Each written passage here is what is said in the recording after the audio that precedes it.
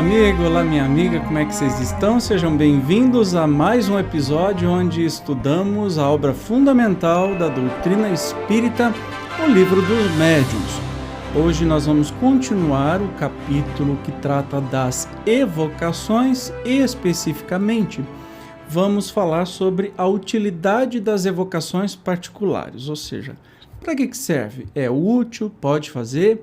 Então vamos sem demora ao texto. As comunicações que se obtêm dos espíritos muito elevados ou dos que animaram grandes personagens da antiguidade são preciosas, pelos altos ensinamentos que encerram. Esses espíritos conquistaram um grau de perfeição que lhes permite abranger muito mais extenso campo de ideias, penetrar mistérios que escapam ao alcance vulgar da humanidade e, por conseguinte, iniciar-nos melhor do que outros em certas coisas. Não se segue daí sejam inúteis as comunicações dos espíritos de ordem menos elevada, delas muita instrução colhe o observador para se conhecerem os costumes de um povo. Mister se faz estudar-lo em todos os graus da escala. Mal conhece quem não o tenha visto senão por uma face. A história de um povo não é a dos seus reis, nem a das suas sumidades sociais. Para julgá-lo, é preciso vê-lo na vida íntima, nos hábitos particulares. Então, começamos entendendo de que as comunicações são muito úteis, não somente dos espíritos felizes ou dos espíritos sábios, mas sim de todos os espíritos para a gente conhecer, né, os povos e a própria evolução da raça humana. Ora, os espíritos superiores são as sumidades do mundo espírita, a própria elevação em que se acham os coloca de tal modo acima de nós, que nos aterra a distância a que deles estamos. Espíritos mais burgueses que se nos relevem esta expressão, nos tornam mais palpáveis as circunstâncias da nova existência em que se encontram neles. A ligação entre a vida corpórea e a vida espírita é mais íntima, compreendemo-la melhor, porque ela nos toca mais de perto aprendendo, pelo que eles nos dizem, em que se torna rã, o que pensam e o que experimentam os homens de todas as condições e de todos os caracteres, assim os de bem como os viciosos, os grandes e os pequenos, os ditosos e os desgraçados do século. Numa palavra, os que viveram entre nós, os que vimos e conhecemos, os de quem sabemos a vida real, as virtudes e os erros, bem lhes compreendemos as alegrias e os sofrimentos. Almas e outros nos associamos e destes e daquelas tiramos um ensinamento moral, tanto mais proveitoso quanto mais estreitas forem as nossas relações com eles. Mais facilmente nos pomos no lugar daquele que foi nosso igual, do que no de outro que apenas divisamos através da miragem de uma glória celestial. Os espíritos vulgares nos mostram a aplicação prática das grandes e sublimes verdades, cuja teoria os espíritos superiores nos ministram, aliás, no estudo de uma ciência. Nada é inútil. Newton achou a lei das forças do universo no mais simples dos fenômenos. Então, sempre é muito útil, né, a comunicação dos espíritos, dos sábios, felizes, mas também dos espíritos ditos vulgares, ou seja, gente como a gente, do outro lado da vida. Porque senão eu ficaria assim, espíritos muito superiores falam de uma vida e de uma vida depois da vida diferente da que teremos, concorda? A não ser que você seja um espírito muito superior, então desculpa aí, mas a gente está falando, olha, o próprio Kardec dizendo assim, nós os espíritos comuns, e Kardec não tinha absolutamente nada de comum, né? Mas é interessante que as comunicações trazem sempre detalhes da vida de gente como a gente, né? Como é que desencarnaram, o que encontraram, como é que fazem para se comunicar e tudo mais. Então isso é muito importante, a gente ter todo tipo de comunicação possível. É muito útil nós termos todos os tipos de comunicação possível, de toda a gradação espírita, do mais infeliz ao mais feliz, né?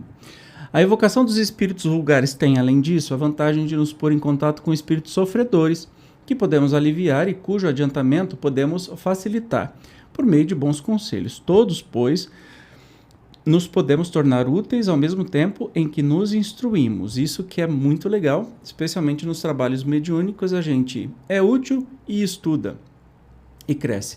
Há egoísmo naquele que somente a sua própria satisfação procura nas manifestações dos espíritos, e dá prova de orgulho aquele que deixa de estender a mão em socorro dos desgraçados. De que lhe serve obter belas comunicações de espíritos de escola, se isso não o faz melhor para consigo mesmo, nem mais caridoso e benévolo para com seus irmãos deste mundo e do outro? Que seria dos pobres doentes se os médicos se recusassem a lhes tocar as chagas. Então, é bem interessante isso, porque quando a gente faz o trabalho mediúnico na casa espírita, nós estamos com comunicações evocadas ou voluntárias, né? De toda a espécie de espírito. Desde o mentor da casa vem se comunicar, como um espírito sofredor ou de um suicida que acabou de cometer o suicídio e tantos outros. E a gente tem a chance de ajudar os espíritos mais infelizes. De que maneira? Porque eles precisam do tal do choque anímico. O que é um choque anímico?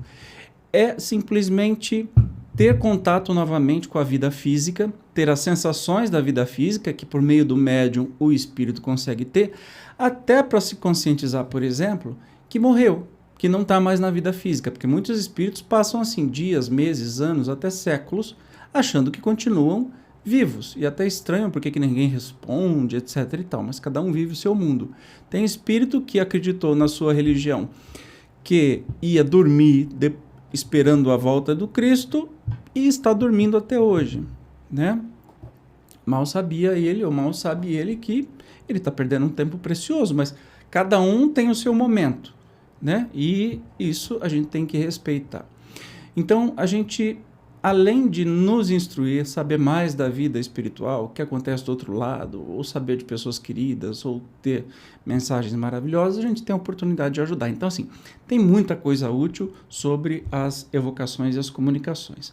Vamos começar aqui, com questões sobre as evocações. Então, primeira, pode alguém sem ser médium evocar os espíritos? Toda a gente pode evocar os espíritos e, se aqueles que evocares não puderem manifestar-se materialmente, nem por isso deixaram de estar junto ou de te escutar. Então, qualquer pessoa pode evocar espírito. Só o médium pode se comunicar, né, com o espírito no sentido de trazer as informações que o espírito traz. Não, mas o espírito pode nos ouvir. Então a gente pode evocar, a gente pode falar com ele. A única coisa, eu, por exemplo, não tenho a mediunidade de ver e falar com um espírito, mas isso não me impede de evocá-lo para algum médium. Por exemplo, Kardec não era um médium ostensivo, ele dependia dos médiums para fazer as suas comunicações. E cá para nós, fez falta para o Kardec? Não, porque ele teve muito boa vontade dos médiuns e construiu a doutrina espírita inteirinha desse jeito.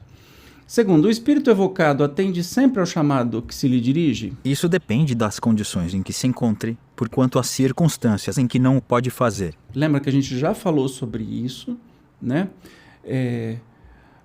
Os espíritos não estão a nosso dispor para vir atender ao nosso chamado num primeiro momento. Pode ter muita coisa. É aquela história. Vamos pensar como a gente é na nossa vida física. Então, sempre se atende a sua campainha. Não tem vezes que você não pode, ou está tomando banho, ou está fazendo outra coisa, ou não está em casa. É muito parecido. Um espírito evocado, mas está fazendo outra coisa, ou não pode, ou até está encarnado no momento que não está dormindo. Então, não é porque ele não vai atender, é porque não é assim. Lembra, o mundo espiritual não é um passe de mágica. As pessoas que olham para o espiritismo acham que o espiritismo é uma coisa mágica, que tudo acontece, você morre, vira anjinho, tá aí a hora que você... Não é nada disso. Continua a vida, só a gente perde o corpo físico, o resto tá tudo igual. Terceira pergunta, quais as causas que podem impedir atendam um espírito ao nosso chamado? Olha que resposta legal. Em primeiro lugar, a sua própria vontade. Depois, o seu estado corporal, se acha encarnado, as missões de que esteja encarregado ou, ainda, o lhe ser, para isso, negada a permissão. Há espíritos que nunca podem comunicar-se, os que, por sua natureza, ainda pertencem a mundos inferiores à Terra, tampouco podem os que se acham nas esferas de punição. A menos que especial permissão lhe seja dada com um fim de utilidade geral para que um espírito possa comunicar-se, preciso é tenha alcançado o grau de adiantamento do mundo onde o chamam, pois, do contrário, estranho que lhe as ideias desse mundo, nenhum ponto de comparação terá para se exprimir. O mesmo já não se dá com os que estão em missão, ou em expiação, nos mundos inferiores. Esses têm as ideias necessárias para responder ao chamado. Mas claro, impossível. Primeiro o espírito precisa querer. Depois, seu estado corporal, se ele está encarnado ou está desencarnado. Que missões que ele está desempenhando, né? E se tem permissão. Às vezes ele está no umbral, naqueles lugares mais cabeludos do umbral, ele não vai atender. Ele não está pensando nem em Deus. Ele vai atender um chamado, entende? Então tem muitos detalhes, então não é automatiquinha a coisa. Quarto, por que motivo pode a um espírito ser negada a permissão para se comunicar? Pode ser uma prova ou uma punição, para ele ou para aquele que o chama. Perfeito. Quinto, como podem os espíritos dispersos pelo espaço ou pelos diferentes mundos ouvir as evocações que lhes são dirigidas de todos os pontos do universo? Isso é interessante, né? Porque você fala assim, olha, mas o espírito está anos-luz da Terra. Como é que ele pode ouvir uma simples evocação feita em qualquer lugar desse planeta? Muitas vezes são prevenidos pelos espíritos familiares que vos cercam e que os vão procurar, porém, aqui se passa um fenômeno difícil de vos ser explicado, porque ainda não podeis compreender o modo de transmissão do pensamento entre os espíritos. O que te posso afirmar é que o espírito evocado, por muito afastado que esteja, recebe, por assim dizer, o choque do pensamento como uma espécie de comoção elétrica que lhe chama a atenção para o lado de onde vem o pensamento que o atinge. Pode dizer-se que ele ouve o pensamento, como na terra ouves a voz. Então, a gente não sabe direito como é essa comunicação de pensamento entre espíritos. Mas sabemos de muitas definições, especialmente no Livro dos Espíritos, que a velocidade do pensamento é infinitamente maior do que a velocidade da luz e atinge qualquer ponto do universo instantaneamente. A gente só consegue imaginar, às vezes nem imaginar o que é isso, mas o espírito que é evocado, ou quando você faz uma prece, ou você tem uma memória carinhosa desse espírito, ele imediatamente vai receber todo aquele sentimento, tanto amoroso quanto de ódio, né? Como se fosse uma voz, ou como se fosse uma tela fluídica, e vai te ver, enfim. A gente está sempre conectado pelo pensamento em qualquer ponto do universo. Tem uma subpergunta aqui, ó. Será o fluido universal o veículo do pensamento como o ar é o do som? Sim, com a diferença de que o som não pode fazer-se ouvir senão dentro de um espaço muito limitado, enquanto o pensamento alcança o infinito. O espírito, no além, é como o viajante que, em meio de vasta planície, ouvindo pronunciar o seu nome, se dirige para o lado de onde o chamam. É encantador, né? A gente só pode imaginar como é que é, mas é encantador como a gente pode estar conectado com as pessoas que a gente ama, independente de onde estejam. Sexta, sabemos que as distâncias nada são para os espíritos. Contudo, causa espanto ver que respondem tão prontamente ao chamado como se estivessem muito perto. É que, com efeito, às vezes, se a evocação é premeditada, o espírito se acha de antemão prevenido e frequentemente se encontra no lugar onde o vão evocar antes que o chamem. Lembrando que a evocação é dada pelo pensamento. Então, só a ideia de você... Vamos supor... Hoje é quarta-feira, sexta-feira eu tenho um trabalho mediúnico na minha casa. Eu vou evocar o espírito de um antigo trabalhador aqui da minha casa espírita. Só esse pensamento já é o bastante para o alertar. Então ele já sabe qual a hora e qual o lugar que ele deve estar presente. Então antes de você evocar, ele já está lá do lado. Entende como é que a coisa funciona? Sétimo, dar-se-á que o pensamento do evocador seja mais ou menos facilmente percebido conforme as circunstâncias? Sem dúvida alguma. O espírito é mais vivamente atingido quando chamado por um sentimento de simpatia e de bondade. É como uma voz amiga que ele reconhece. A não se dar isso, acontece com frequência que a evocação nenhum efeito produz. O pensamento que se desprende da evocação toca o espírito, se é mal dirigido, perde-se no vácuo. Dá-se com os espíritos o que se dá com os homens, se aquele que os chama lhes é indiferente ou antipático. Podem ouvi-lo, porém, as mais das vezes, não o atendem. Isso é importante, porque assim, os espíritos não são empregadinhos que vêm correndo ao serem chamados. Primeiro, você lembra que eu vivo falando? Todo o respeito do mundo por chamar ou conversar com qualquer espírito, de qualquer que seja a sua evolução moral, né? Infeliz, sofredor, feliz, sempre respeito, sempre amorosamente. E a evocação é amorosa, tem que ser amorosa, respeitosa, com admiração, com desejo profundo de coisas boas, nunca de coisas más e muito menos mandada. Eu vou mandar um espírito do assassino, do não sei o quê. Não funciona assim, tá? Isso é coisa de filme, como que chama? Possessão... aqueles padres que faziam exorcista. Esquece disso, é só cinema. 8º, o espírito evocado vem espontaneamente ou constrangido. Olha lá. Obedece à vontade de Deus, isto é, a lei geral que rege o universo. Todavia, a palavra constrangido não se ajusta ao caso, porquanto o espírito julga da utilidade de vir ou deixar de vir, ainda aí exerce o livre arbítrio. O espírito superior vem sempre que chamado com um fim útil. Não se nega a responder, senão a pessoas pouco sérias e que tratam destas coisas por divertimento. Se a gente achar que o espírito vem constrangido, aí você está renegando, né, o livre-arbítrio. Então, sempre o espírito vem por vontade própria, nunca constrangido. O espírito feliz, mais sábio, ele vem quando ele sabe que o propósito é sério. Se for para zoar, para brincar ou para testar, não adianta perder o tempo. Não pode o espírito evocado negar-se a atender ao chamado que lhe é dirigido? Perfeitamente, onde estaria o seu livre-arbítrio? Se assim não fosse, pensais que todos os seres do universo estão às vossas ordens, a vós mesmos vos considerais obrigados a responder a todos os que vos pronunciam os nomes. Quando digo que o espírito pode recusar-se, refiro-me ao pedido do evocador, visto que um espírito inferior pode ser constrangido a vir por um espírito superior. Aí, então, claro que o espírito pode se recusar, porque existe o livre-arbítrio, né? E a gente já leva um pito assim. Pensais que todos os seres do universo estão a vossas ordens? Ei, lasqueira, tava demorando um pitão bem dado, né? Realmente não faz sentido algum. Agora, alguns espíritos, para o seu benefício ou para o benefício de quem está evocando, da comunidade que está evocando, pode ser constrangido, muito entre aspas, por um espírito superior.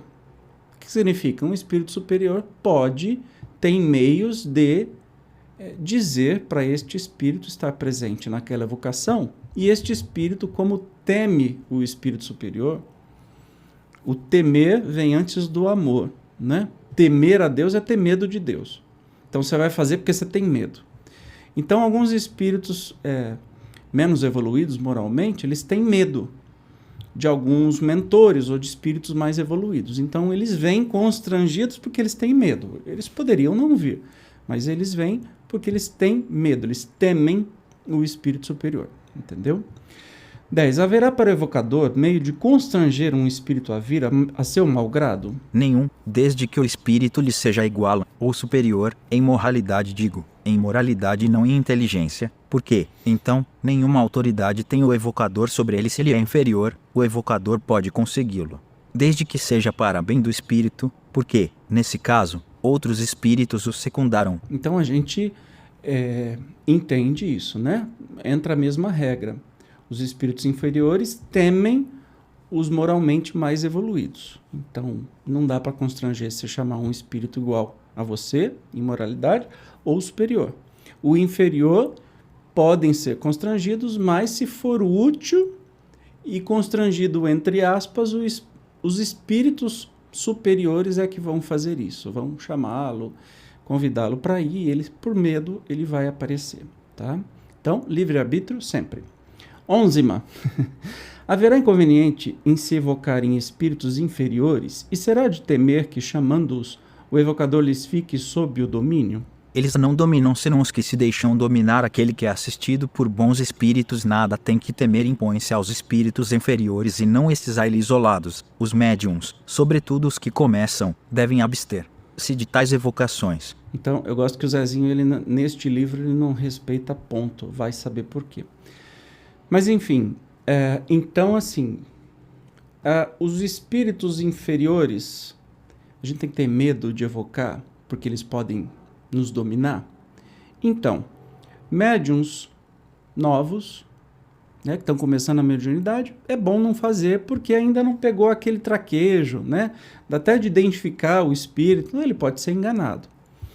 Mas nenhum medo se deve ter, mesmo porque quem está evocando, se está evocando com amor, com boas intenções, com respeito, nenhum espírito vai ter poder sobre ele. Agora, se a intenção for cavernosa, cabeluda, má, Aí, ó, você está por conta e risco, porque se você tem más intenções, vai evocar outro espírito ruim, é uma reunião de delinquente. Então, segura, salve-se quem puder, né? Aí ninguém tem responsabilidade sobre isso.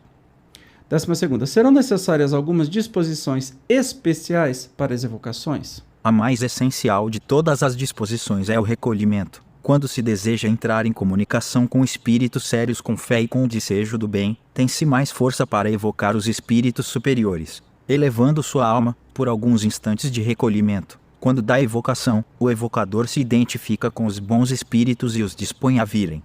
Então, você não vai fazer uma evocação no meio de uma festa ou de uma brincadeira com os amigos. Precisa ter recolhimento, precisa ter conexão com o mais alto, né? Faça uma prece. Se estiver em grupo, todos fiquem em silêncio, façam uma prece, ou seja, se conectem com Deus. Conectem com Deus. E, do mesmo jeito, bondade e que esta evocação seja para o crescimento de todos ou o auxílio do próprio espírito evocado. Beleza? Para as evocações é preciso fé? A fé em Deus, sim, para o mais, a fé virá, se desejardes o bem e tiverdes o propósito de instruir-vos. Se você não tiver fé em Deus, como é que você vai evocar um espírito? Se você não acredita nem em Deus, você vai evocar espírito? É estranho, né? Então, todo o resto vem em benefício se a intenção for boa, se a intenção for digna, que é para instruir, para ajudar, amorosa. Entende? Não tem erro. 14ª, reunidos em comunhão de pensamentos e de intenções, dispõem os homens de mais poder para evocar os espíritos? Quando todos estão reunidos pela caridade e para o bem, grandes coisas alcançam. Nada mais prejudicial ao resultado das evocações do que a divergência de ideias. Aí você teve uma resposta muito clara porque o espiritismo não é espetáculo. Das pessoas que, especialmente na época do Kardec, falavam assim, para eu acreditar, então eu quero ver. Eu quero ir lá numa sessão espírita para ver o que está acontecendo. Não vai funcionar. Você está trabalhando com pessoas do outro lado da vida. Você não está trabalhando com um miquinho amestrado. Certamente, se tem pessoas com energia ruim, ou que desdenham, ou que não creem, ou que tem maldade nas evocações, alguma coisa parecida, não vai rolar. Entendeu? Se fizer tudo com bom caráter, com bom coração, com amorosidade, coisas maravilhosas acontecem. Agora, se tiver, e mais em conjunto, né, se tiver mais pessoas assim, e todos estão unidos, sentindo a mesma coisa, tudo funciona com uma beleza. Agora, se tiver um lá que está emanando energia ruim, a coisa já fica mais complicadinha, tá? Então, é preciso prestar muita atenção. 15ª, será conveniente a precaução de se formar cadeia, dando-se todos as mãos alguns minutos antes de começar a reunião? A cadeia é um meio material que não estabelece entre vós a união, se esta não existe nos pensamentos. Mais conveniente do que isso é unirem-se todos por um pensamento comum, chamando cada um de seu lado. Os bons espíritos não imaginais o que se pode obter numa reunião séria, de onde se haja banido todo sentimento de orgulho e de personalismo e onde reine perfeito de mútua cordialidade.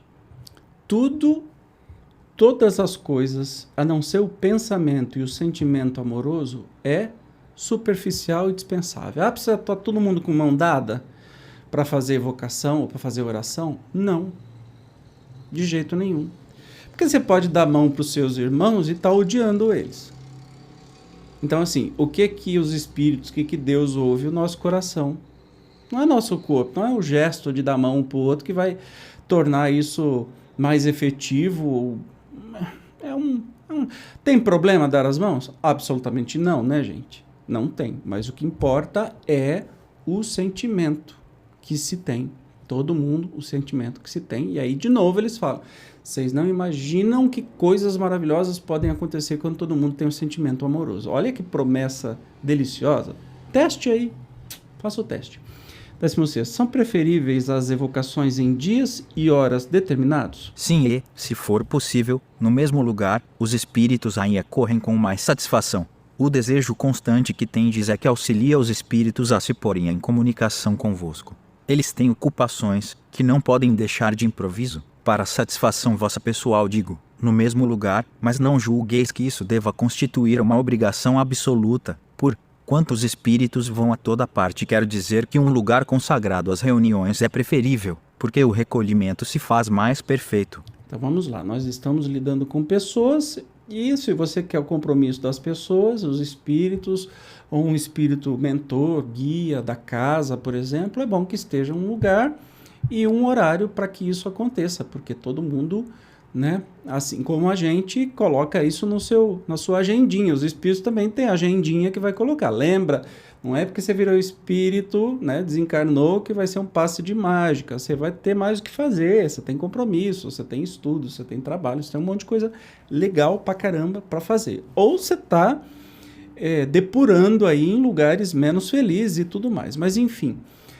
sempre é bom ter horário e local, mas lembrando aqui, ó, o local pouco importa porque o espírito se desloca para onde quiser. Mas é bom que se tenha o compromisso, a preparação para que aquilo tudo aconteça de maneira mais natural possível. Mas eu, Evandro, acho que a nossa reunião então é das 8 às 9. Se passar 9h01, os espíritos vão embora. Não, né, gente? Pelo amor de Deus, uma coisa é você ter o comprometimento daquela reunião, daquela semana, que os espíritos trabalham assim como a gente trabalha.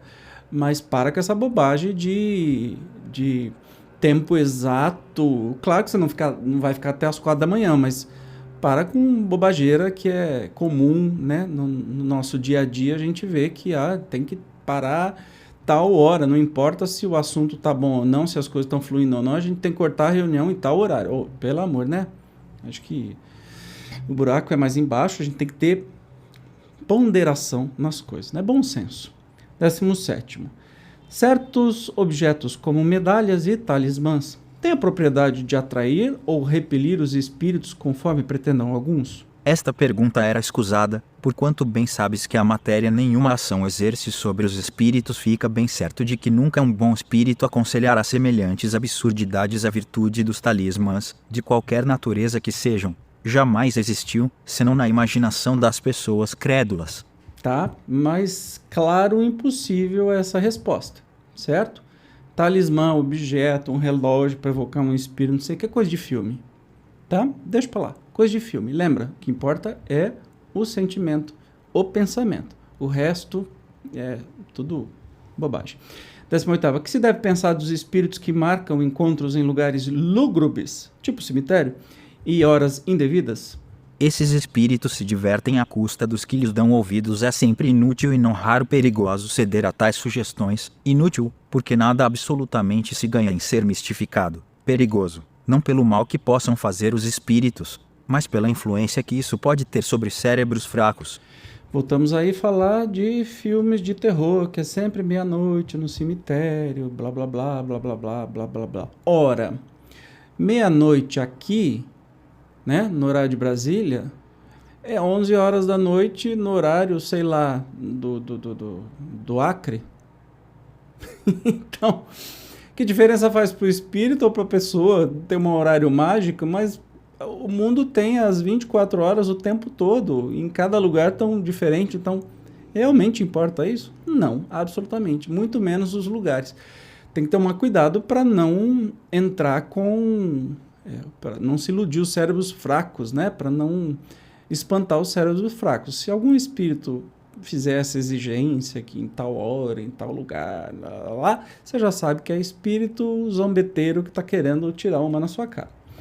19º, haverá dias e horas mais propícias para as evocações? Para os espíritos, isso é completamente indiferente, como tudo que é material, e fora superstição acreditar-se na influência dos dias e das horas. Os momentos mais propícios são aqueles em que o evocador possa estar menos distraído pelas suas ocupações habituais, em que se ache mais calmo de corpo e de espírito. Então, a hora e o lugar e o dia é mais importante para o evocador do que para o espírito, entende? Então, se você quiser fazer uma reunião de manhã, você faz de manhã. Se quiser fazer à tarde, uma evocação, você faz à tarde. Se quiser fazer à noite, você faz à noite. O importante é que o evocador tenha tempo, tranquilidade, não vai fazer isso correndo no meio da maluquice do dia a dia, né? Então, isso é importante para o evocador, ou seja, para a gente encarnado, e não para os espíritos. 20º, para os espíritos a evocação é coisa agradável ou penosa? Eles vêm de boa vontade quando chamados? Se eles vêm? Isso depende do caráter deles e do motivo com que são chamados. Quando é louvável o objetivo e quando o meio lhes é simpático, a evoca-se cedilha maiúsculo O constitui para eles coisa agradável e mesmo atraente. Os espíritos se sentem sempre ditosos com a afeição que se lhes demonstre alguns há para os quais representa grande felicidade se comunicarem com os homens e que sofrem com o abandono em que são deixados. Mas, como já disse, isto igualmente depende dos caracteres deles. Entre os espíritos, também há misantropos, que não gostam de ser incomodados e cujas respostas se ressentem do mau humor em que vivem, sobretudo quando chamados por pessoas que lhes são indiferentes, pelas quais não se interessam um espírito nenhum motivo têm, muitas vezes, para atender ao chamado de um desconhecido, que lhe é indiferente, que quase sempre tem a inspirá-lo a curiosidade se vem. Suas aparições, em geral, são curtas, a menos que a evocação vise a um fim sério e instrutivo. Ora, misantropo, estou procurando aqui, que ou aquele que odeia a humanidade ou sente aversão às pessoas. Que ou aquele que prefere a solidão, não tem vida social, não gosta da convivência com outras pessoas, eremita, ermitão, solitário. Então, assim, caso esse espírito seja misantropo, ele não vai gostar de ser evocado, mas se é um espírito amigo e é evocado com respeito, claro que vai gostar de ser evocado. Então, isso depende muito de pessoa para pessoa, tá? Tem uma nota aqui do Kardec que vale a pena que a gente possa escutá-la. Há pessoas que só evocam seus parentes para lhes perguntar as coisas mais vulgares da vida material. Por exemplo, para saber se alugará ou vender a sua casa. Outro, para saber que lucro tirará da sua mercadoria. O lugar em que há dinheiro escondido, se tal negócio será ou não vantajoso. Nossos parentes de além-túmulo por nós só se interessam em virtude da afeição que lhes consagremos. Se os nossos pensamentos, com relação a eles, se limitam a supor los feiticeiros, se neles só pensamos para lhes pedir informações, é claro que não nos podem ter grande simpatia e ninguém deve surpreender-se com a pouca benevolência que lhes demonstrem. Entendeu? Parente já é uma coisa complicada, né? É um relacionamento complicado. Imagina você vai atormentar o parente depois de morto só para ficar fazendo essas perguntas bestas de negócios materiais, como se ele fosse adivinho, feiticeiro e vai prever o futuro. Se fosse assim, era fácil. Eu ia chamar minha avó, vozinha, me dá os números aí da Mega Sena. Não faz o menor sentido. Eu posso até perguntar, mas ela não vai ver, eu tenho certeza que não.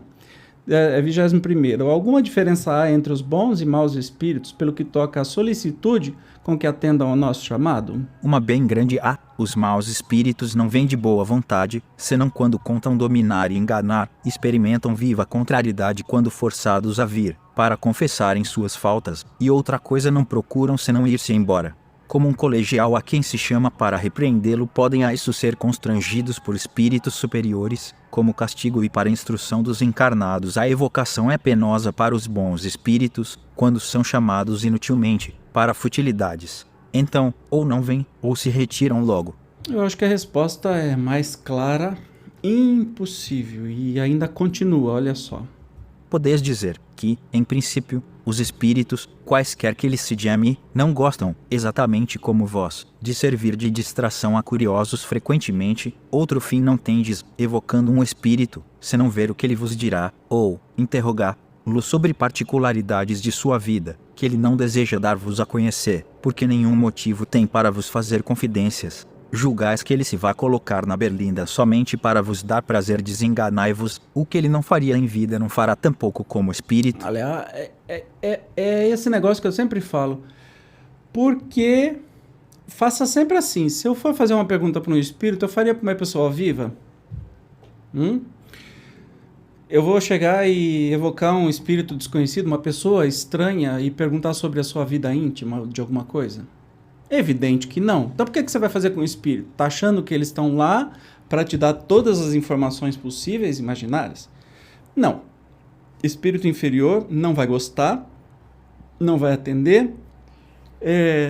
Espírito superior também não vai gostar, vai ficar triste, porque aquilo vai ser por brincadeira. Então, nenhum tipo. Depende das suas intenções. E uma nota do Kardec. A experiência, com efeito, prova que a evocação é sempre agradável aos espíritos, quando feita com fim sério e útil. Os bons vêm prazerosamente instruir-nos, os que sofrem encontram alívio na simpatia que se lhes demonstra, os que conhecemos ficam satisfeitos com os de saberem lembrados. Os levianos gostam de ser evocados pelas pessoas frívolas, porque isso lhes proporciona ensejo de se divertirem à custa delas, sentem-se pouco à vontade com pessoas graves. Então lembre-se, se você evocar espíritos levianos, por motivos levianos, eles virão e se divertirão na sua cara. Cada um tem o que merece, né? Então, tá tudo errado aí, desde o começo. 22. Para se manifestarem, tem sempre os espíritos necessidade de ser evocados? Não, muito frequentemente, eles se apresentam sem serem chamados, o que prova que vem de boa vontade. Sim, muito mais do que... Aliás, na nossa casa espírita, a gente praticamente não fazia evocação nenhuma. Era só comunicações espontâneas, tá? A 23ª, quando um espírito se apresenta por si mesmo, pode-se estar certo de sua identidade? De maneira alguma, porquanto os espíritos enganadores empregam-me desse meio, para melhor mistificarem. Aí entra sempre a análise depois, né? De quem é, de quem não é, só a experiência que vai trazer, e a gente ainda no livro dos médiuns vai ter aí os exemplos de psicografias de espíritos, psicografias apócrifas, ou seja, falsas e verdadeiras. Então a gente vai aprender na prática como identificar esse tipo de coisa também. 24ª. Quando se evoca pelo pensamento o espírito de uma pessoa, esse espírito vem ainda mesmo que não haja manifestação pela escrita ou de outro modo? A escrita é um meio material, para o espírito, de atestar a sua presença, mas o pensamento é que o atrai, e não o fato da escrita. Então, quando a gente evoca um espírito por pensamento, e a gente não é médium, o espírito pode vir, ficar do nosso lado ali, né? E a gente como se estivesse conversando com ele, e a gente vai... talvez por mediunidade de inspiração, até obter algumas respostas que parecem a nossa intuição, mas é o espírito falando. Então, a escrita, a fala, a psicografia, a psicofonia, são meios materiais de manifestar o espírito. Mas necessariamente, se ele não se manifestar desse jeito, não quer dizer que ele não esteja ali. Beleza? 25ª. Quando se manifeste um espírito inferior, a gente pode obrigá-lo a se retirar? Sim, não se lhe dando atenção. Mas como quereis que se retire? Quando vos divertis com as torpezas, os espíritos inferiores se ligam aos que os escutam com complacência, como os tolos entre vós. Então, de novo, sempre amorosidade, seriedade, bondade. Se aparecer algum espírito inferior, vai ser para o bem dele estar lá, e se ele quiser engambelar, começar a ter conversinha fiada, o doutrinador, a pessoa que está conversando, né, vai repreendê-lo amorosamente, mas dizer assim, olha, nós não temos tempo a perder com as suas brincadeiras, e nem você também veio aqui para brincadeiras. Portanto, se não quiser alguma coisa séria, por favor, deixe o espaço para outros espíritos se comunicarem. Pronto, acabou, né? Então, é bem difícil numa reunião séria ficarem aparecendo espíritos querendo zombar e brincar, tá? Porque eles são atraídos pelos pensamentos. 26º. A evocação feita em nome de Deus é uma garantia contra a imiscuência dos maus espíritos. Eu adoro esses imiscuência, gostei disso, né? O nome de Deus não constitui freio para todos os espíritos, mas contém muitos deles. Por esse meio, sempre afastareis alguns e muitos mais afastareis, se ela for feita do fundo do coração, e não como fórmula banal. A gente já viu isso antes, né?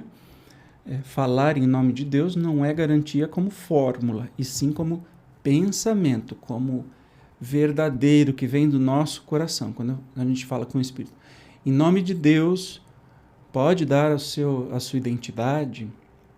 Eu não estou usando uma fórmula vazia, mas eu estou fazendo um pedido em nome da criação, do Criador Supremo, da Criadora Suprema. Então, tudo está na intenção e não nas palavras. Lembre-se disso. 27º. 27º. Poder-se-á evocar nominativamente muitos espíritos ao mesmo tempo? Não há nisso dificuldade alguma e, se tivesseis 3 ou 4 mãos para escrever, 3 ou 4 espíritos vos responderiam ao mesmo tempo. É o que ocorre se dispõe de muitos médiums. Olha que interessante. Às vezes é ideal que você evoque muitos espíritos que talvez tiveram uma morte trágica num mesmo acidente, por exemplo, e se tiver médiums bastante, todos eles vão se manifestar simultaneamente, tá? Interessante, se o médium tivesse 3 ou 4 mãos, escreveria também.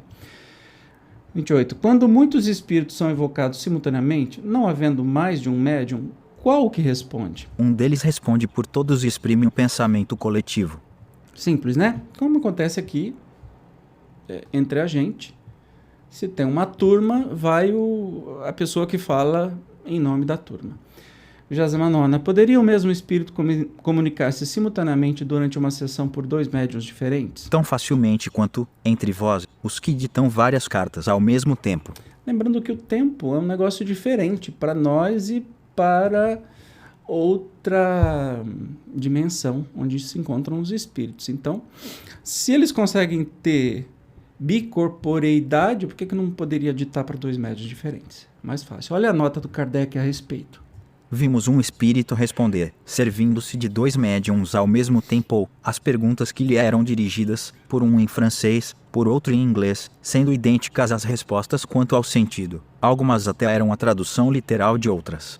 2 espíritos, evocados simultaneamente por 2 médiums, podem travar entre si uma conversação sem que este modo de comunicação lhe seja necessário, pois que reciprocamente um lê os pensamentos de outro, eles se prestam a isso, algumas vezes. Para nossa instrução, se são espíritos inferiores, como ainda estão imbuídos das paixões terrenas e das ideias corpóreas, pode acontecer que disputem e se apostrofem com palavras pesadas, que se reprochem mutuamente os erros e até que atirem os lápis, as cestas, as pranchetas, etc., um contra o outro. Você entendeu como é que é? Você pode... Isso aqui é coisas que o próprio Kardec vivenciou. Você pode chamar 2 espíritos, cada um num médium, cada médium chama um espírito. E eles incorporam no médium, incorporam um modo de dizer, você estudou, a gente já falou sobre isso. E eles começam a conversar entre si. Assim, materialmente, os médiuns começam a conversar entre si. Ah, quer dizer que os espíritos precisam disso? Não, eles leem o pensamento um do outro. Quando fazem isso, é para que a gente acompanhe o que está acontecendo. Entendeu? Porque se fosse comunicar por pensamento, a gente ficaria tudo boiando e não saberia o que estava rolando. Mas quando são espíritos mais infelizes, né, com menos compreensão, mais materializado, eles podem até rolar um pequeno quebra-pau, um barraco entre eles, entre os médios. Como diz aí, se xingam e atirem o lápis, as cestas, as pranchetas um contra o outro. Aí você vai falar, nossa, mas que absurdo isso. Que absurdo o quê, gente? Você bota 2 pessoas, vai no programa programa da tarde é sua, acho que é, bota as pessoas para brigar, eles vão brigar. Se são espíritos, que diferença faz? Nenhuma. 30ª. Pode o espírito simultaneamente evocado em muitos pontos responder ao mesmo tempo às perguntas que lhe são dirigidas? Pode, se for um espírito elevado. Olha só que interessante. Nesse caso, o espírito se divide ou tem dom da ubiquidade, que é estar em vários lugares ao mesmo tempo? O Sol é um só e, no entanto, irradia ao seu derredor, levando longe seus raios, sem se dividir do mesmo modo, os espíritos. O pensamento do espírito é como uma centelha que projeta longe a sua claridade e pode ser vista de todos os pontos do horizonte. Quanto mais puro é o espírito, tanto mais o seu pensamento se irradia e se estende, como a luz. Os espíritos inferiores são muito materiais, não podem responder senão a uma única pessoa de cada vez, nem vir a um lugar se são chamados em outro. Um espírito superior, chamado ao mesmo tempo em pontos diferentes, responderá a ambas evocações, se forem ambas sérias e fervorosas. No caso contrário, dá preferência à mais séria. Eu adoro esse exemplo do Sol, né? Porque a gente não pode compreender como é que um espírito pode estar em 2, 3 lugares ao mesmo tempo. Então, o Sol é o único e está em todo lugar ao mesmo tempo. É mais ou menos uma imagem que a gente faz. Tá, é difícil de imaginar, mas que a gente se lembre desse exemplo sempre. E Kardec ainda inclui uma nota aqui dada pelo espírito Channing. É o que sucede com um homem que, sem mudar de lugar, pode transmitir seu pensamento por meio de sinais perceptíveis de diferentes lados. numa sessão da Sociedade Parisiense de Estudos Espíritas, na qual fora discutida a questão da ubiquidade, um espírito ditou espontaneamente a comunicação seguinte: inquiríeis esta noite qual a hierarquia dos espíritos no tocante à ubiquidade, comparai-vos a um aeróstato que se eleva pouco a pouco nos ares. Enquanto ele rasteja na terra, só os que estão dentro de um pequeno círculo podem perceber. À medida que se eleva, o círculo se lhe alarga e, chegando a certa altura, se torna visível a uma infinidade de pessoas. É o que se dá conosco. Um mau espírito, que ainda se acha preso à terra, permanece num círculo restrito, entre as pessoas que o veem. Suba ele na graça, melhor se poderá conversar com muitas pessoas quando se haja tornado espírito superior. Pode irradiar como a luz do sol, mostrar-se a muitas pessoas e em muitos lugares ao mesmo tempo. Gente, quando eu acho que os exemplos são por demais claros, aí vem um outro exemplo mais claro. Esse assim, tô pasmo agora. Olha que perfeição. Se o espírito é muito apegado na matéria, ele não vai conseguir se comunicar com mais pessoas porque ele está muito terra a terra. Conforme ele vai se elevando, mais pessoas conseguem se comunicar com ele. Quanto mais alto ele estiver, como o Sol está alto, acima de todo mundo, todos vão conseguir se comunicar e enxergá-lo simultaneamente, ou ouvi-lo simultaneamente. Olha que sacada danada de maravilhosa. 31ª. Podem ser evocados os puros espíritos, os que hão terminado a série de suas encarnações? Podem, mas muito raramente atenderão. Eles só se comunicam com os de coração puro e sincero, e não com os orgulhosos e egoístas. Por isso mesmo, é preciso desconfiar dos espíritos inferiores que alardeiam essa qualidade, para se darem importância aos vossos olhos. Vamos supor, nós vamos evocar Jesus de Nazaré na nossa próxima reunião espírita. Ele virá? Certamente não, né? Que merecimento nós temos, assim, para ter um momento da atenção de um espírito tão iluminado, com tanto trabalho, com o planeta Terra inteiro, com toda a espiritualidade, para vir dar uma entrevista para a gente, sabe? Não faz muito sentido, né? Qual a utilidade disso, já que ele tem milhões de trabalhadores que podem fazer isso, ok? Então, se um espírito vem e fala que é fulano ou ciclano, olha, São Francisco de Assis, abra o olho, né? Porque não é bem assim. Tomem cuidado. Melhor ignorar 10 verdades do que admitir uma mentira, Kardec sempre nos diz. 32. Como é que os espíritos dos homens mais ilustres acodem tão facilmente e tão familiarmente ao chamado dos homens mais obscuros? Olha lá.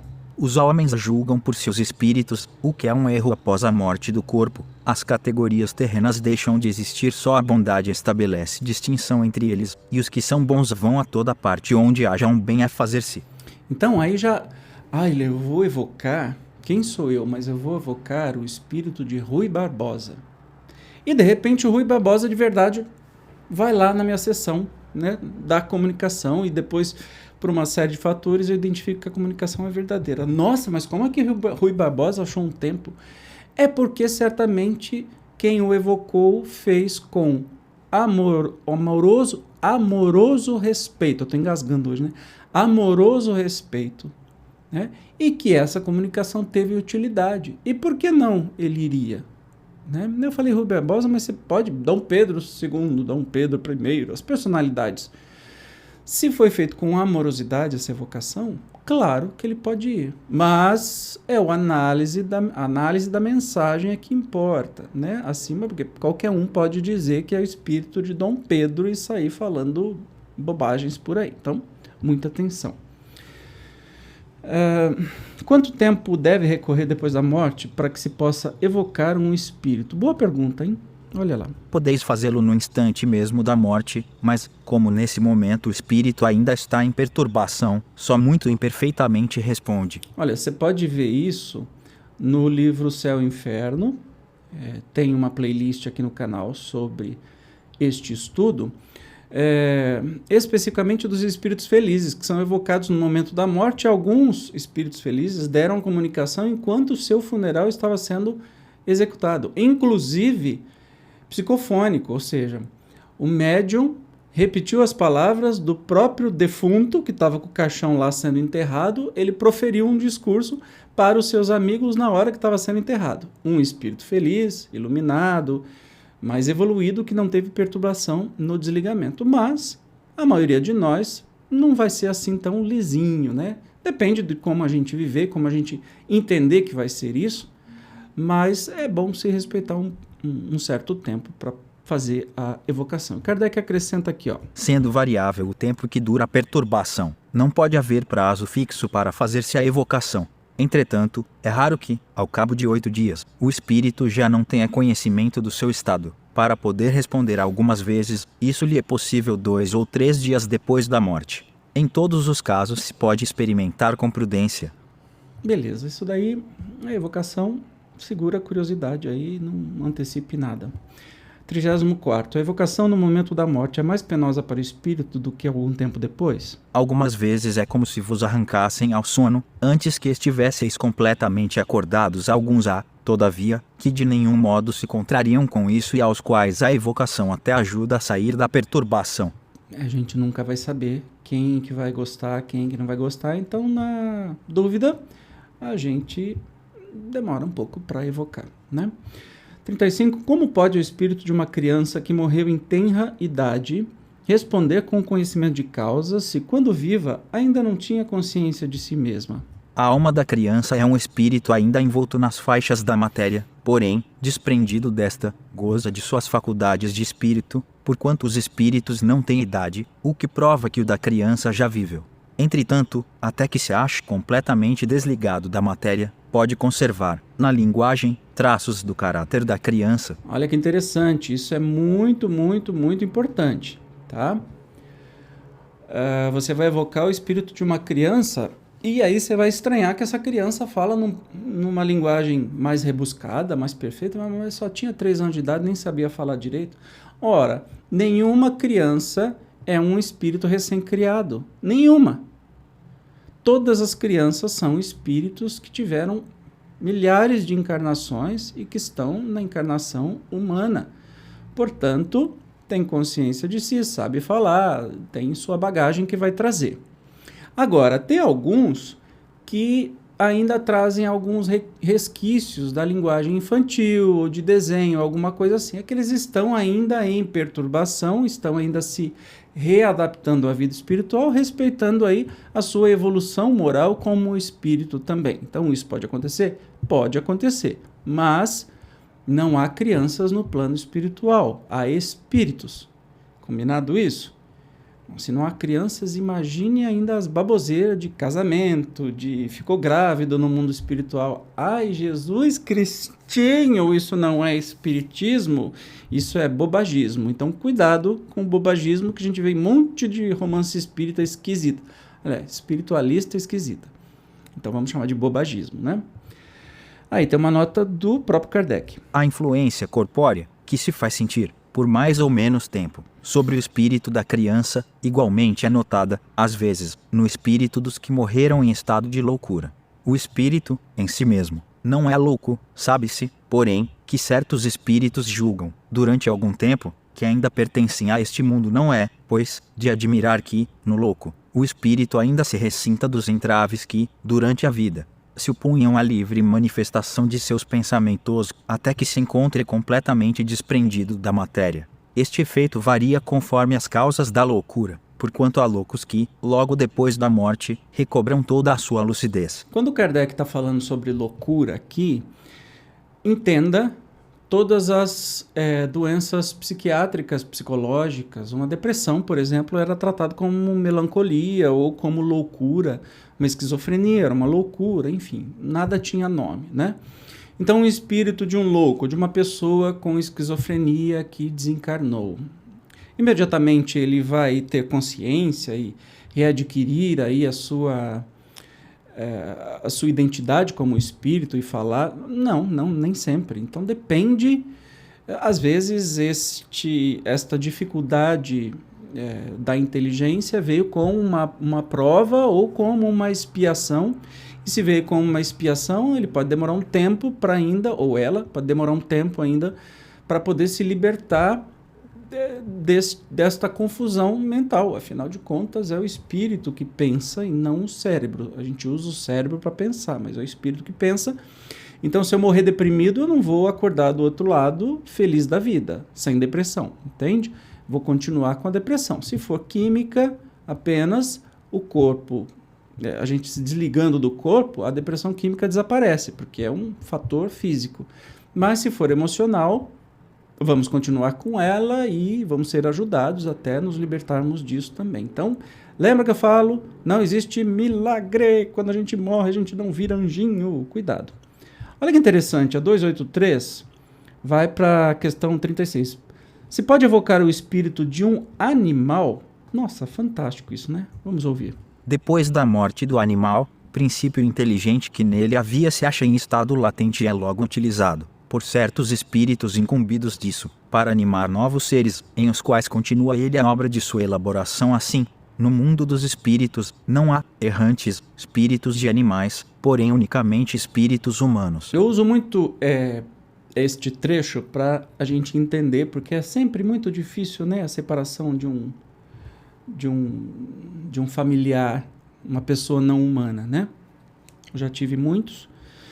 É sempre difícil, mas assim, não dá para evocar porque o espírito de um animal, e sim, tem alma, os animais têm alma.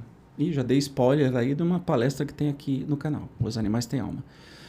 O espírito é imediatamente realocado, né? Acabou de desencarnar, ele já é recolocado em um corpo em formação de outra criatura, seja aqui no planeta, em outros planetas, pelos trabalhadores que fazem isso, os trabalhadores espirituais que fazem isso. Portanto, não há errantes no mundo espiritual. É do mesmo jeito que não há crianças, entende? Então, eles não precisam dessa erraticidade, não serviria para eles absolutamente nada, eles não teriam nada para aprender no mundo espiritual. Eles vão para o mundo espiritual a partir que chegam ao ponto de humanização. Quando chegam à etapa de serem humanos, aí sim, com pensamento lógico, com noção de passado, futuro, o que fez, o que deixou de fazer, aí sim começa a ficar na erraticidade, beleza? Mas essa pergunta continua. Como é que então, tendo evocado animais, algumas pessoas han obtido resposta? Olha que perigo! Evoca um rochedo e ele te responderá. Há sempre uma multidão de espíritos prontos a tomar a palavra, sob qualquer pretexto. Então, gente, tome cuidado com isso, tá? Porque pode ser que você vai ser redondamente enganado quando você resolver evocar o seu totozinho que partiu da outra vida. Vem um espírito ainda tirar um sarro da sua cara. Olha uma nota do Kardec, ó. Pela mesma razão, se evocar um mito ou uma personagem alegórica, eles responderão, isto é, algum espírito responderá por eles e lhes tomará o caráter e as maneiras. Alguém teve um dia a ideia de evocar Tartufo e Tartufo veio logo. Mais ainda, falou de Orgão, de Elmira, de Damide e de Valéria, de quem deu notícias quanto a si próprio. Imitou o hipócrita com tanta arte que se diria o próprio Tartufo. Se este houver existido, disse mais tarde ser o espírito de um ator que desempenhara esse papel. Os espíritos levianos se aproveitam sempre da inexperiência dos interrogantes, guardam-se, porém, de dirigir-se aos que eles sabem bastante esclarecidos para lhes descobrir as imposturas e que não lhes dariam crédito aos contos. O mesmo sucede entre os homens. Vamos supor que eu queira evocar Zeus, o deus do Olimpo. Vai aparecer um Zeus para falar comigo. Pode ser o espírito de um ator. Que legal. Mas claro que Zeus não existe, não vai aparecer, mas então... Agora, eu não conheço esse tal de Tartufo, perdoe minha pequena conhecimento geral, nem Orgon, nem Elmira. Elmira acho que é de uma ópera de Damide e de Valéria. Não sei quem são ou quem foram. Mas entenda como evocar um personagem fictício, né? E aí vem um espírito de um ator para poder responder. Ele continua. Um senhor tinha em seu jardim um ninho de pintacilgos, pelos quais se interessava muito. Certo dia, desapareceu o ninho, tendo se certificado de que ninguém da sua casa era culpado do delito. Como fosse ele médium, teve a ideia de evocar a mãe das avezinhas. Ela veio e lhe disse em muito bom francês: a ninguém acuses e tranquiliza-te quanto à sorte de meus filhinhos. Foi o gato que, saltando, derribou o ninho. Encontrá-lo-ás debaixo dos arbustos, assim como os passarinhos que não foram comidos. Feita a verificação, reconheceu ele exato o que lhe fora dito, dever-se a concluir ter sido o pássaro quem respondeu certamente que não, mas apenas um espírito que conhecia a história. Isso prova quanto se deve desconfiar das aparências e quanto é preciosa a resposta acima. Evoca um rochedo e ele te responderá. E aí pede para ver a mediunidade dos animais, item 2, 3, 4. Muito interessante, né? Dispensa explicação. Evocações de pessoas vivas. A encarnação do espírito constitui obstáculo à sua evocação? Não. Mas é necessário que o estado do corpo permita que no momento da evocação o espírito se desprenda. Com tanto mais facilidade vem o espírito encarnado, quanto mais elevado for em categoria o mundo onde ele está, porque menos materiais são lá os corpos. Então, você pode evocar pessoas vivas? Pode evocar pessoas vivas. Só que a dificuldade de vir, por exemplo, se a pessoa estiver dormindo, o seu espírito pode vir. Se estiver em coma, o seu espírito pode vir. Mas se estiver acordado, não dá, né, gente? Não vai rolar. Agora, quanto mais evoluído for o mundo, menos denso vai ser o corpo físico, mais facilidade esse espírito vai poder atender ao chamado. 38. Pode evocar-se o espírito de uma pessoa viva? Pode-se, visto que se pode evocar um espírito encarnado. O espírito de um vivo também pode, em seus momentos de liberdade, se apresentar sem ser evocado. Isto depende da simpatia que tenha pelas pessoas com quem se comunica. Eu juro que eu não sei a diferença entre pessoa viva e encarnado. Para mim que é a mesma coisa. Mas enfim, também esses espíritos podem ser evocados ou podem vir naturalmente. Muitas vezes nós tivemos no trabalho mediúnico, das vezes que eu participei, a presença de pessoas que estavam em coma, por exemplo, no hospital, aqui no hospital de base, né? Pode acontecer, pode acontecer. Estão vivos? Quer dizer que vão morrer? Não, necessariamente não. Quer dizer que estavam dormindo, ou estavam sedados, ou estavam dormindo. E vieram contar alguma coisa, tá? 39º, em que estado se acha o corpo da pessoa cujo espírito é evocado? Dorme ou cochila. É quando o espírito está livre. E ele completa assim a pergunta. Poderia o corpo despertar enquanto o espírito está ausente? Não, o espírito é forçado a reentrar na sua habitação, se, no momento, ele estiver confabulando convosco. Deixa-vos e às vezes diz por que motivo. Então não tem jeito, tá? Não tem jeito do espírito, se não estiver dormindo, quando o corpo acordar, o espírito tem que estar lá presente. Não existe esse negócio. 40. Como, estando ausente do corpo, o espírito é avisado da necessidade de sua presença? O espírito jamais está completamente separado do corpo vivo em que habita. Qualquer que seja a distância a que se transporte, a ele se conserva ligado por um laço fluídico que serve para chamá-lo quando se torne preciso. Esse laço só a morte o rompe. Eles chamam muito esse laço de cordão fluídico, alguma coisa parecida, tá? E aí o Kardec até faz uma observação aqui. Esse laço fluídico ha sido muitas vezes percebido por médiuns videntes. É uma espécie de cauda fosforescente que se perde no espaço e na direção do corpo. Alguns espíritos hão dito que por aí é que reconhecem os que ainda se acham presos ao mundo corporal. Então a gente tem essa ligação com o corpo físico, portanto não tem jeito de perder, só a morte é que desliga esse laço fluídico, cordão fluídico, cordão brilhante. Tem um monte de nome que as pessoas chamam, mas é a mesma coisa. E é assim que os espíritos identificam quem está encarnado e quem não está.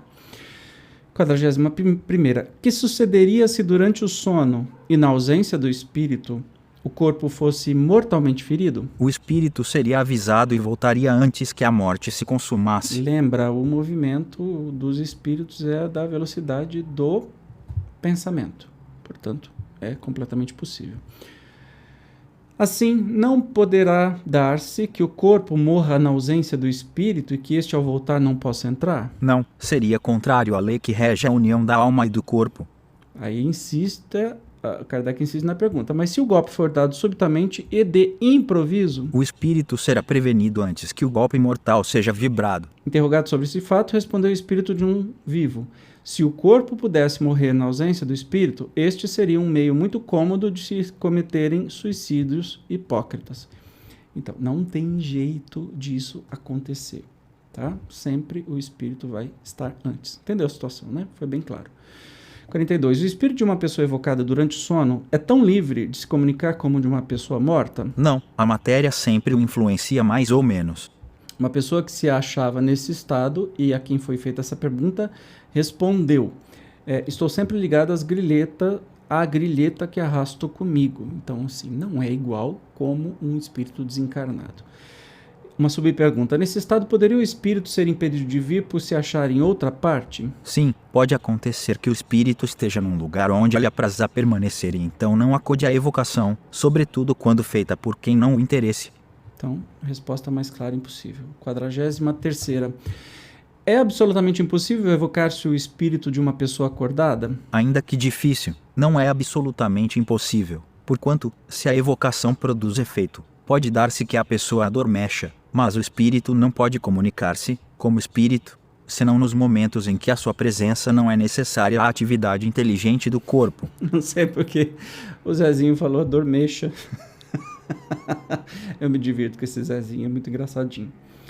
Então, você pode evocar o espírito de uma pessoa que esteja acordada e, se for possível, essa pessoa até vai dormir, né? Mas isso é bem raro, bem difícil de acontecer, só se for muito útil aí para a evocação. A nota do Kardec. A experiência prova que a evocação feita durante o estado de vigília pode provocar o sono, ou, pelo menos, um torpor aproximado do sono. Mas semelhante efeito não se pode produzir senão por ato de uma vontade muito enérgica e se existe.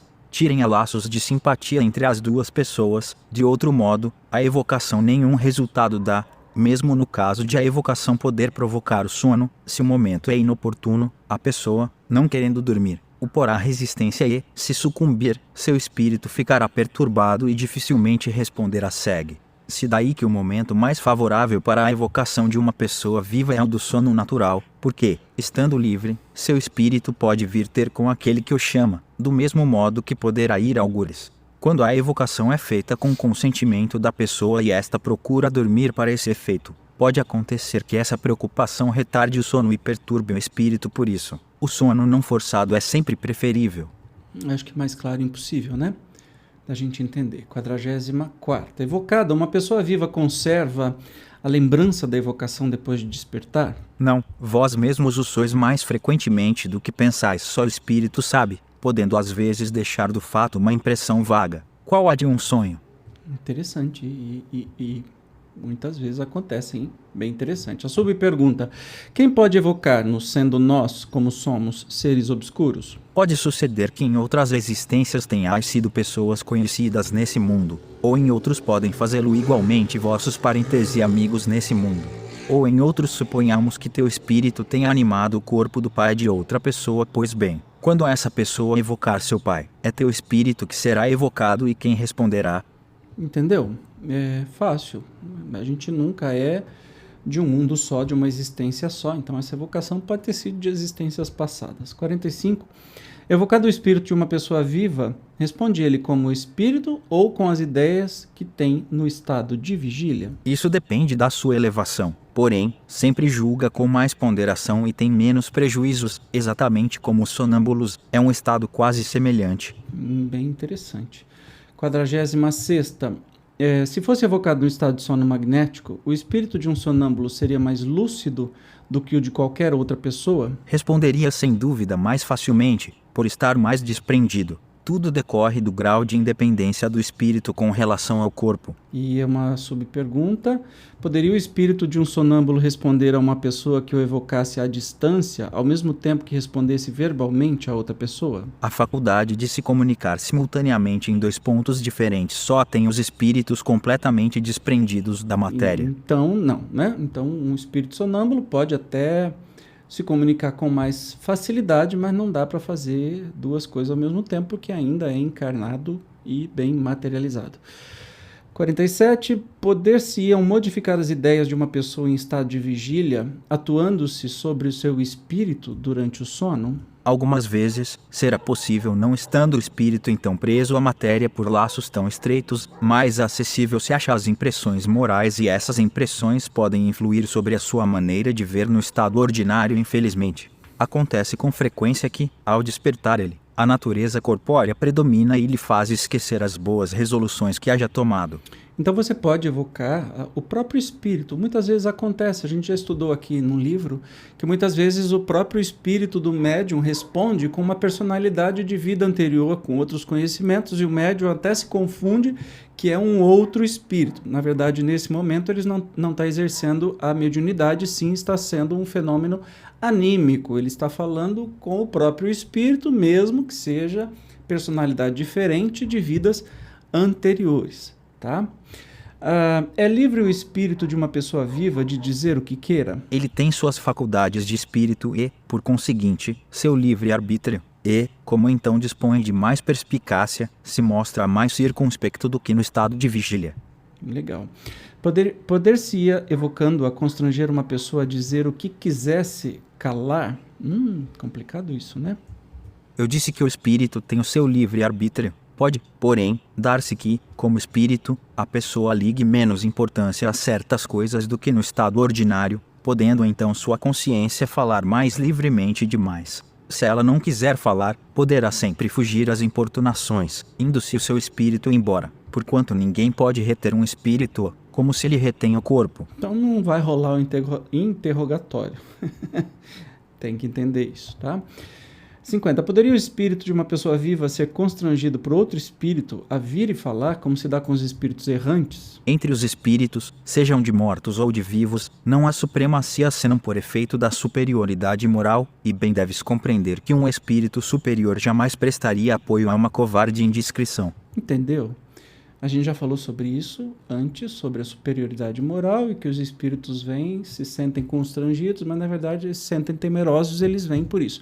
Mas um espírito iluminado jamais vai fazer alguma coisa para constranger um irmão inferior ou mais infeliz. E uma nota do Kardec: este abuso de confiança seria, efetivamente, uma ação má, mas que nenhum resultado poderia produzir, pois que não há meio de arrancar-se um segredo ao espírito que o queira guardar, a menos que, dominado por um sentimento de justiça, confessasse o que em outras circunstâncias calaria. Uma pessoa que saber, por esse modo, de um de seus parentes, se o testamento que por este fora feito era a seu favor. O espírito respondeu: sim, minha cara sobrinha, e terás em breve a prova. A coisa era, de fato, real, mas, poucos dias depois, o parente destruiu seu testamento e teve a malícia de fazer disso ciente a pessoa, sem que, entretanto, haja sabido que esta o evocara um sentimento instintivo e o levou sem dúvida a executar a resolução que seu espírito tomara, de acordo com a pergunta que lhe fora feita. A covardia em perguntar-se ao espírito de um morto ou de um vivo o que se não ousaria perguntar à sua pessoa. Covardia essa que nem mesmo tem, por compensação, o resultado que se pretende. De novo aí entra aquela história. A gente vai perguntar para um espírito de vivo ou de vivo do outro lado apenas o que perguntaria para uma pessoa, né? Se for uma pergunta esquisita, não faça. 51. Pode evocar-se um espírito cujo corpo ainda se ache no seio materno, dentro da barriga da mãe? Não, bem sabes que nesse momento o espírito está em completa perturbação. Bem interessante essa pergunta, né? E Kardec faz uma explanação a mais aqui. Ó. A encarnação não se torna definitiva senão no momento em que a criança respira. Porém, desde a concepção do corpo, o espírito designado para animá-lo é presa de uma perturbação que aumenta à medida que o nascimento se aproxima e lhe tira a consciência de si mesmo e, por conseguinte, a faculdade de responder. E dá uma olhadinha na questão 344 aí do livro dos Espíritos. Já tem resposta, a gente já estudou isso no canal. Então não dá para evocar um espírito de um bebê, tá? Na barriga da mãe. 52. Poderia um espírito mistificador tomar o lugar de uma pessoa viva que se evocasse? É fora de dúvida que sim, e isso acontece frequentemente, sobretudo quando não é pura a intenção do evocador. Em suma, a evocação das pessoas vivas só tem interesse como estudo psicológico, convém que dela vos abstenhais sempre que não possa ter um resultado instrutivo. E qual a diferença de você evocar uma pessoa viva ou ir lá conversar com ela? Para com isso. Para que tanto trabalho? Olha a nota do Kardec. Ó. Se a evocação dos espíritos errantes nem sempre dá resultado, conforme a expressão usada por eles, muito mais frequente é que assim aconteça com a dos que estão encarnados. Então, sobretudo, é que os espíritos mistificadores se apresentam em lugar dos evocados. Se você ficar abusando dessas evocações, claro que os mistificadores vão chegar para tirar uma onda com você.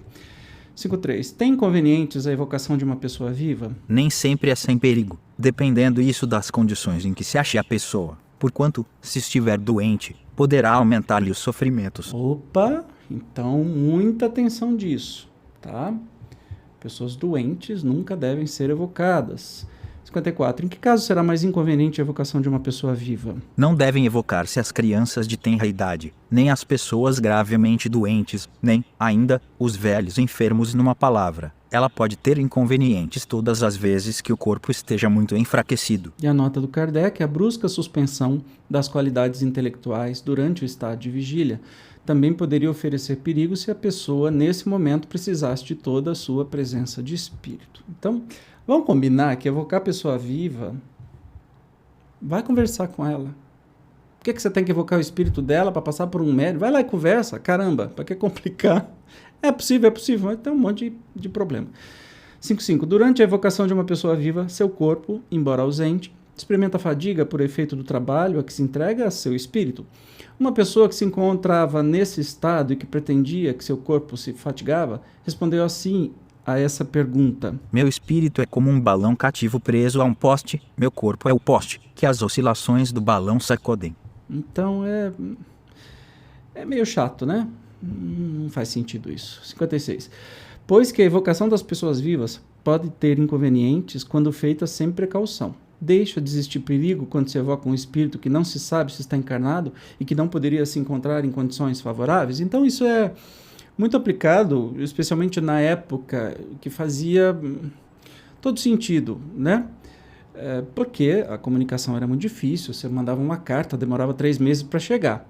Mas hoje em dia tudo fica mais fácil, a não ser que seja de um filho desaparecido, alguma coisa nesse sentido que tenha utilidade, né? Então vamos à resposta. Não, as circunstâncias não são as mesmas. Ele só virá, se estiver em condições de fazê-lo. Aliás, eu já não vos disse que perguntasseis, antes de fazer uma evocação, se ela é possível. Então você pode conversar até com o espírito, o seu espírito protetor, o seu guia espiritual, né? Se essa pessoa está viva ou não está viva, isso pode ser evocado e tudo mais. Mas vamos lá, 57. Primeiro, não desista, tá longo hoje, mas é pra gente não fechar o tema, tá? Vamos lá, logo acaba, mas fique tranquilo. Assista quando você quiser também, a hora que não der, dá uma paradinha, depois volte a estudar, mas vamos lá, firmes e fortes.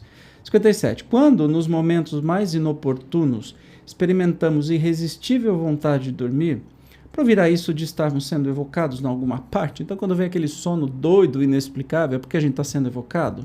Pode, sem dúvida, acontecer que assim seja. Porém, as mais das vezes, não há nisso senão um efeito físico, quer porque o corpo tenha necessidade de repouso, quer porque o espírito precise da sua liberdade. Então, é muito mais fácil ser uma questão física do que uma evocação. E o Kardec tem uma nota aqui, ó. Uma senhora de nosso conhecimento, médium, teve um dia a ideia de evocar o espírito de seu neto, que dormia no mesmo quarto. A identidade foi comprovada pela linguagem, pelas expressões habituais da criança e pela narração exatíssima de muitas coisas que lhe tinham sucedido no colégio. Mas ainda uma circunstância a veio confirmar de repente a mão da médium para em meio de uma frase, sem que seja possível obter se mais coisa alguma. Nesse momento, a criança, meio despertada, fez diversos movimentos na sua cama. Alguns instantes depois, tendo novamente adormecido, a mão da médium começou a mover-se outra vez, continuando a conversa interrompida. A evocação das pessoas vivas, feita em boas condições, prova, da maneira menos contestável, a ação do espírito distinta da do corpo e, por conseguinte, a existência de um princípio inteligente independente da matéria. Entenda, essa nota que o Kardec falou é até para confirmar, né, que existe isso, mas hoje em dia, qual a utilidade que teria a gente evocar uma criança que está dormindo aí no quarto para falar com ela? Só de provar que o espírito realmente está livre e provar essas teorias, mas hoje certamente você não vai fazer isso por não ter necessidade nenhuma. A gente está estudando o resultado dessas experiências. Telegrafia humana, 58. Evocando-se reciprocamente, poderiam 2 pessoas transmitir de uma a outra seus pensamentos e corresponder-se? Certamente, e essa telegrafia humana será um dia uma meio universal de correspondência. Uau, que coisa linda! E a pergunta, por que não será praticada desde já? É praticável para certas pessoas, mas não para toda a gente. Preciso é que os homens se depurem, a fim de que seus espíritos se desprendam da matéria, e isso constitui uma razão a mais para que a evocação se faça em nome de Deus. Até lá, continuará circunscrita às almas de escola e desmaterializadas, o que raramente se encontra nesse mundo, dado o estado dos habitantes da Terra. Tá bom, uai. Fazer o quê, né? A gente entende que isso não é possível pelo nosso fator de evolução moral e espiritual. Ei, chegamos ao final, na verdade no final do capítulo 25, com essas perguntas. Maravilha? Foi legal, né? Eu acho assim incrível, tão prático, é um verdadeiro curso esse livro dos espíritos, para a gente não ter nenhuma dúvida. Kardec nunca deixa dúvida nenhuma e os espíritos respondem tudo e mais alguma coisa. Maravilha? Por hoje é tudo isso, 1h20 aí de vídeo.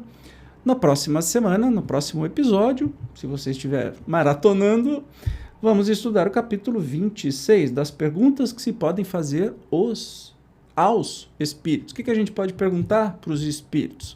O que você acha, hein? A gente se vê. Até lá. Tchau.